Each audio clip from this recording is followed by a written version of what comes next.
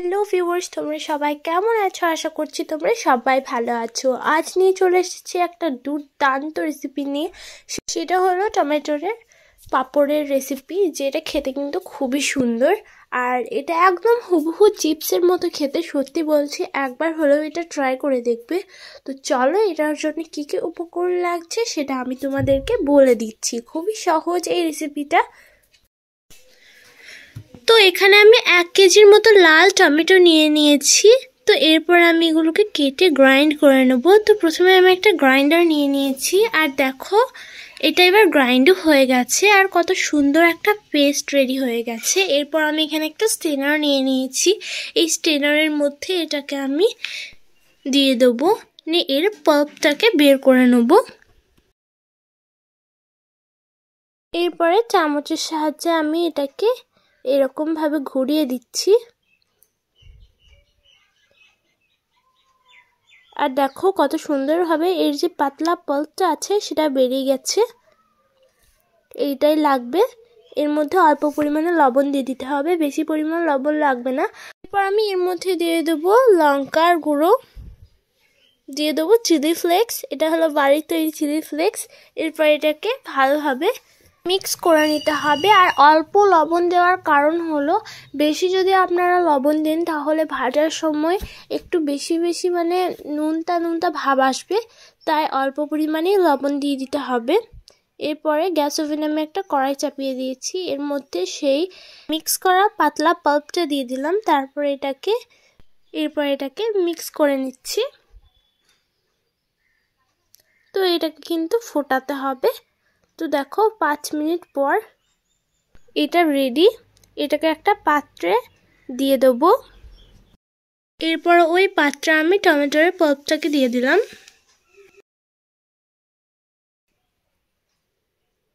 এরপর আমি অন্য একটা কড়াই নিয়ে নিয়েছি।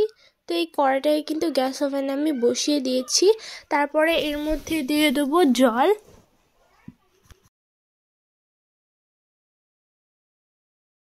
তো এরপর আমি দিয়ে দিলাম চালের গুঁড়ি।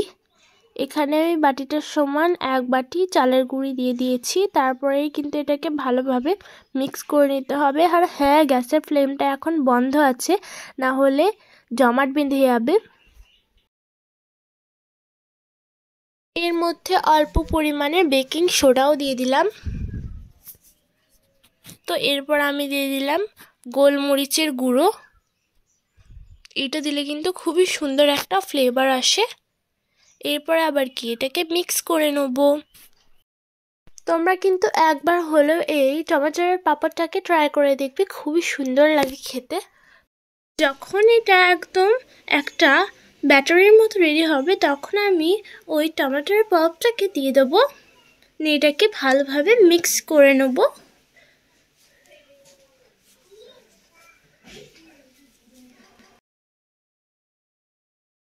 এরপর এটা জাস্ট ভালোভাবে মিক্স করে নিচ্ছি।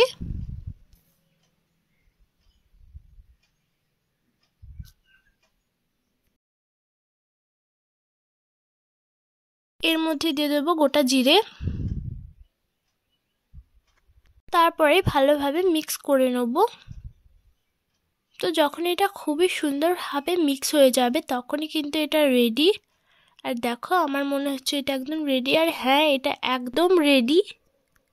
এরপর আমি একটা পাত্র নিয়ে নিয়েছি। এই টমেটোরের সেই ব্যাটারটাকে এর মধ্যে দিয়ে দিলাম। এরপরেই চলে গেলাম ছাদে। আর ছাদে যেয়ে বিছিয়ে দিলাম এরকম একটা পাতলা পলিথিন। অবশ্যই কিন্তু পলিথিন দিয়ে দিতে হবে। এটা হলো আমার পাঁপড়ের পলিথিন।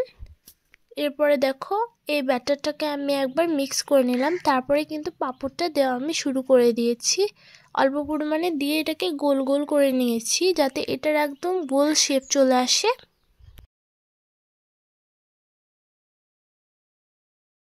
আর তোমাদেরকে একটা কথা বলবো, আজকের ওয়েদারটা কিন্তু একদম পাঁপড় দেওয়ারই ওয়েদার। তো রোদ ছিল না আজকে, আর সব পাঁপড়গুলোই দেখো আমার রেডি। আর আজকে এত কড়া রোদ ছিল যে একদিনে আমার পাঁপড় কিন্তু রেডি হয়ে গেছে। আর দেখো, এটা কিছুটা পরিমাণ ভেঙে গিয়েছে, কারণ এটা খুবই সুন্দরভাবে শুকিয়ে গিয়েছে। তো গ্যাস ওভেনে আমি একটা কড়াই চাপিয়ে দিয়েছি, এর মধ্যে আমি ওই পাঁপড়টাকে ছেড়ে দিলাম। আর দেখো কত সুন্দরভাবে ফুলছে, এর কালারটাও কিন্তু খুবই সুন্দর।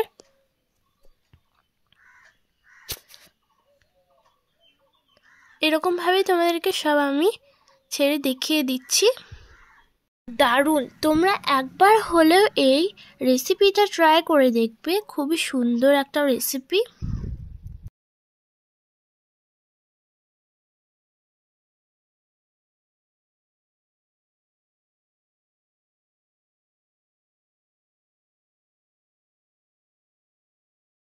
তো দেখো শুধু কতটা পরিমাণ এটা ক্রিস্পি হয়েছে, খুবই সুন্দর।